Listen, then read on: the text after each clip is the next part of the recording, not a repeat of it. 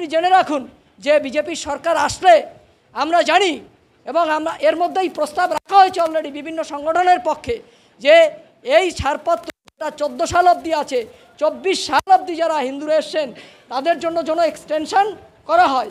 এই রাজ্যে যদি সরকার না আসে আমাদের সব দাবি মেনে নেওয়ার মতন অবস্থা তৈরি হচ্ছে না। নিজেরা সংঘবদ্ধ হন। আর সবথেকে বড় কথা বলি যে আপনার যদি নাগরিকত্ব থাকতো কি হতো, থাকলেও আপনার উপরে অত্যাচার হতো। আপনি ঐক্যবদ্ধ না থাকলে শামশেরগঞ্জের মতো বাড়ি ছেড়ে অন্য জায়গায় পালাতে হবে। শেষ কথা হচ্ছে এইটা যে নাগরিক অধিকার পেলাম কি পেলাম না, আমি সিটিজেনশিপ সার্টিফিকেট পাওয়া খুবই প্রয়োজন। সরকার তা দিতে উদ্যোগী হয়েছে।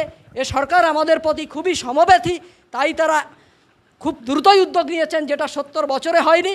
এরপরে আপনাদেরকে সেই সরকারকে সাহায্য করা উচিত কি না সেটা আপনারা চিন্তা করবেন। 2 হচ্ছে যে আপনার অস্তিত্ব বাঁচাতে গেলে আপনাকে সংঘবদ্ধ থাকা ছাড়া এবং হিন্দুরা ঐক্যবদ্ধভাবে যদি কিছু করতে না পারে তাহলে আমরা এখানে থাকতে পারবো না। সেটা শামশেরগঞ্জে আর এই মহেশতলায় প্রমাণ হয়ে গেছে।